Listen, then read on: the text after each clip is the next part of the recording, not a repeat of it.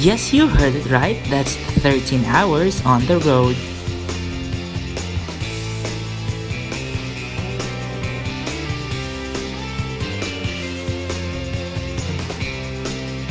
Good thing about this trip is that they also have several stops. Since this is a cross-country trip, we must pass by this exit immigration in Vietnam. Exit in Vietnam granted. Just a few meters away is the entry border of Cambodia. So we are at the Cambodian border. We're about to enter the Kingdom of Cambodia. Entry in Cambodia granted.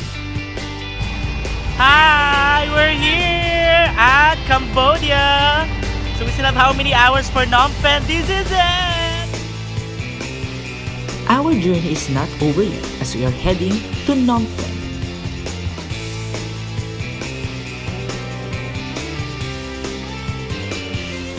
Finally, after 6 hours, we have arrived here in Phnom Penh in Cambodia. We'll be staying here for 2 hours and we'll be switching with our new vehicle going to Siem Reap, which is this van.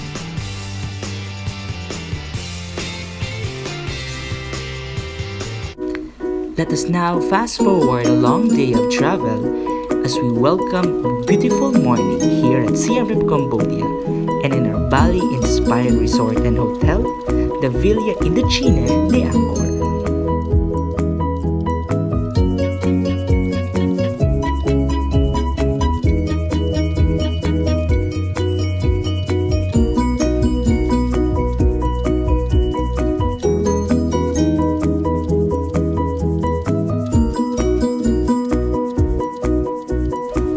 And our official ride for today's temple tour, our tuk-tuk, and of course our driver Tina. Hi, so we're in our tuk-tuk off to the Angkor Wat. Hi, so we're all white for today's temple tour.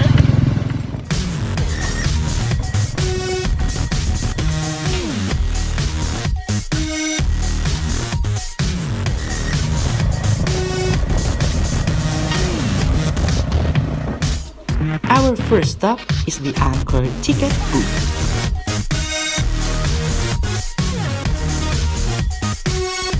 This is the only place where you can get your Angkor tickets. After payment and picture taking, you will be issued with an ID type admission ticket.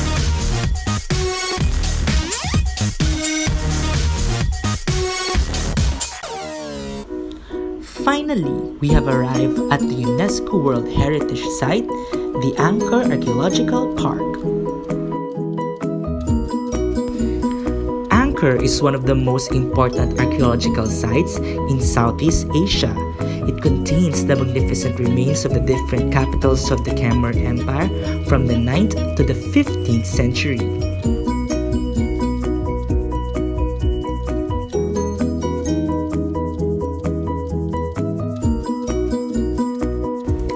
The architecture and layout of this World Heritage Site stand as a witness to a high level of social order and ranking within the Khmer Empire.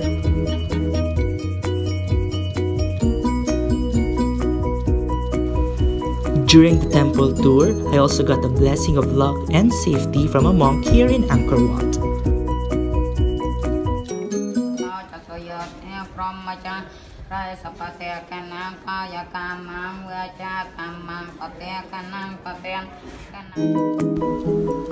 Angkor is a major site exemplifying cultural, religious, and symbolic values. It contains hard architectural, archaeological, and artistic significance since the 9th century.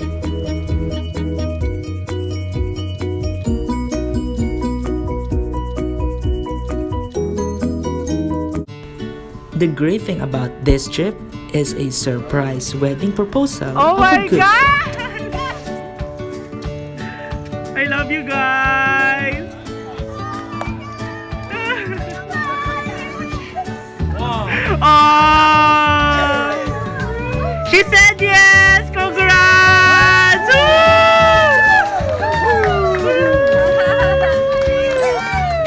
Yay!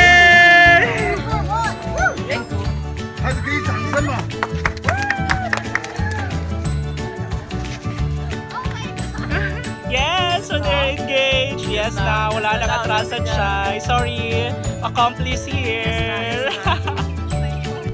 Aside from this wedding proposal, it's truly a remarkable experience touring the Angkor Wat. As we are heading for lunch, we also enjoyed this beautiful and refreshing view of the luscious green forest surrounding the park.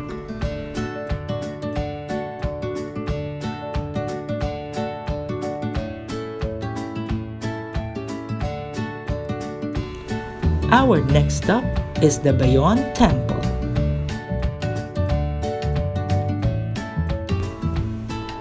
The Khmer Empire of the 9th to the 14th centuries encompassed much of the Southeast Asia and played a formative role in cultural development of the region.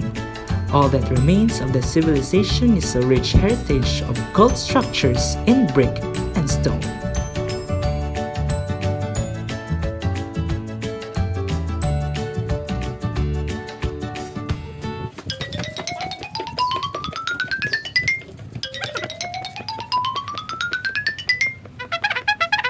Fresh pa ba kayo? So tiring. And so rewarding too. Our last stop is Prohm.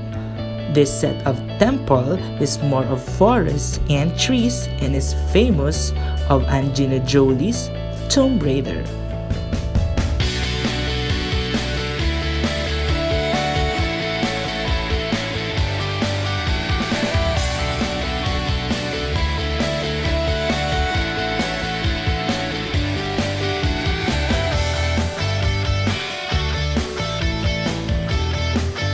It was a long day of exploration, so we spent some time here at our Bali-inspired resort, the Villa Indochine de Angkor.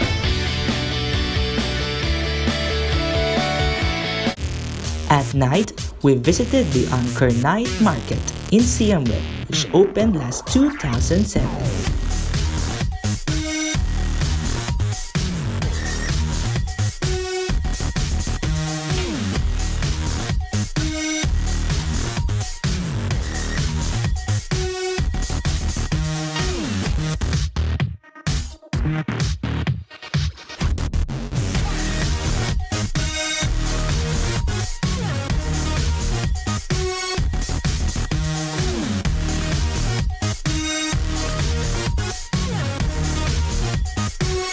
A few blocks away from Angkor Night Market is the Pub Street. It's a short alley of crowded clubs, bars, and restaurants offering a wide variety of culinary treats and cheap beers.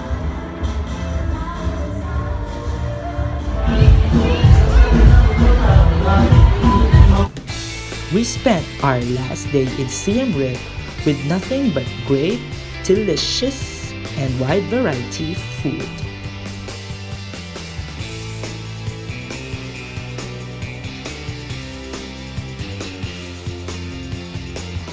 Exploring the rich and cultural heritage of Cambodia is really a must in your travel bucket list.